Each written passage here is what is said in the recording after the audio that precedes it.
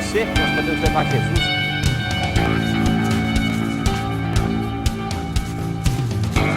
Invista neste canal. Invista em um mundo melhor.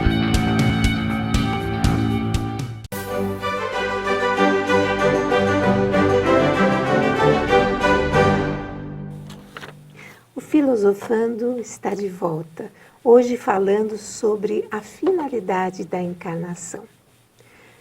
Temos um portal de estudos para que você se aprofunde, pesquise, veja vídeos, assista a coisas interessantes e aperfeiçoe seu estudo na área filosófica. Ele é o filosofiaespírita.org.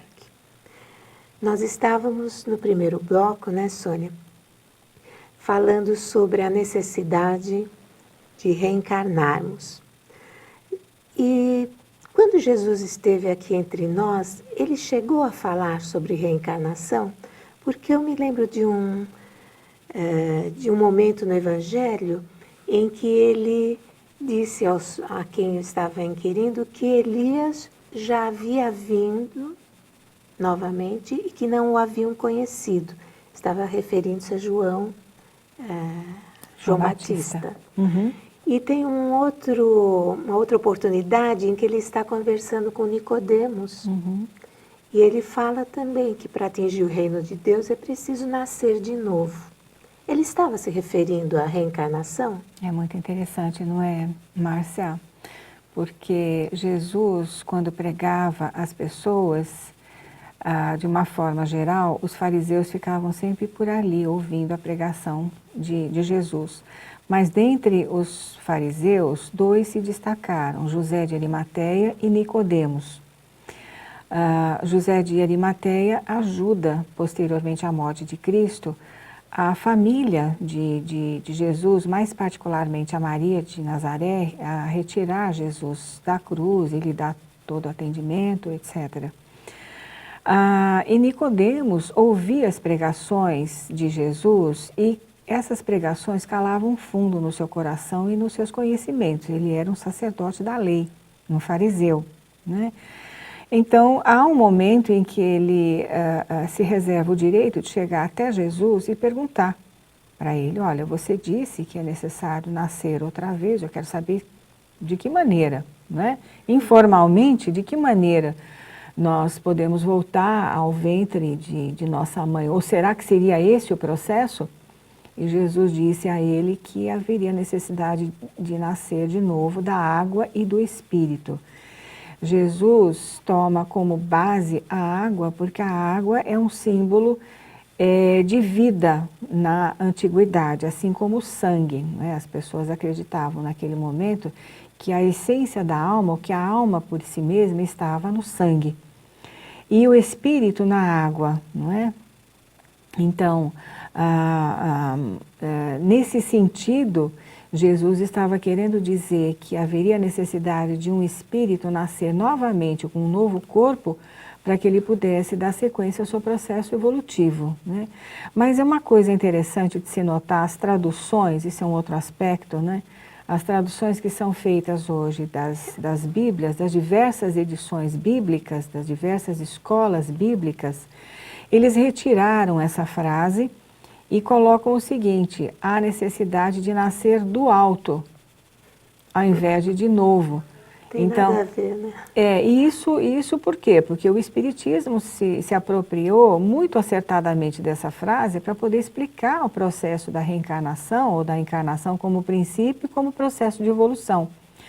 Então, como as crenças religiosas não admitem nem a encarnação como princípio, nem a reencarnação como processo, retiraram, né, do contexto bíblico essa frase de Jesus e modificaram, alteraram, aliás, como tem sido feito ao longo dos séculos, né? Tanto assim é que o ensinamento de Cristo quase que se perdeu como um todo, né? Então, Jesus fala, sim, do processo, do princípio da encarnação como necessário à evolução do próprio espírito, né? Se a pessoa não nascer de novo, não vai ter condições de se liberar de todas as imperfeições, de burilar o seu espírito, né? É lógico. Simplesmente porque não há lógico. tempo para isso, É né? lógico, é lógico. Aliás, esse entendimento foi retirado mais contundentemente depois no Concílio de Nicéia, né? Lá por volta do ano 345 depois de Cristo, quando o cristianismo de Jesus já estava se tornando catolicismo. Então é nesse momento que todos os ensinamentos de Cristo foram completamente alterados por força de um clero que já se estabelecia em função da necessidade que eles sentiam de poder sobre as almas. Tudo sempre de acordo com os interesses dos homens, não é verdade? Exatamente. E o que a gente poderia fazer, o que um espírito pode fazer para abreviar esse caminho rumo à perfeição ou à perfectibilidade? Nós temos exemplos, não é? Nós temos vários exemplos de pessoas que transitaram dentro do movimento espírita, fora do movimento espírita, porque já que os princípios espíritas são universais, tanto eles podem ser compreendidos como um corpo de doutrina, que é o espiritismo, como podem aflorar da consciência humana no trânsito das existências e fazer com que as pessoas entendam a finalidade das suas próprias vidas e da sua vida na comunidade, né? Então, como abreviar essa jornada? Desde que nós acreditemos e nos conscientizemos do bem. O bem como finalidade da vida, da nossa existência. Enquanto nós transitamos no campo das paixões humanas, nós retardamos esse processo. Então, não, eu gosto mais de usufruir a vida. Então, eu vou gozar a minha existência, eu vou aproveitar tudo que eu posso aproveitar. Aproveite, vai chegar um momento que você vai cair em si. E muitas vezes isso acontece, a pessoa já no fim da própria existência, né, já numa idade idosa, ou então abreviando de uma forma espetacular a sua vida através do suicídio indireto, né? Quantos espíritos que não acordam, não despertam lá no mundo espiritual, lamentando o que deixaram de fazer, não é?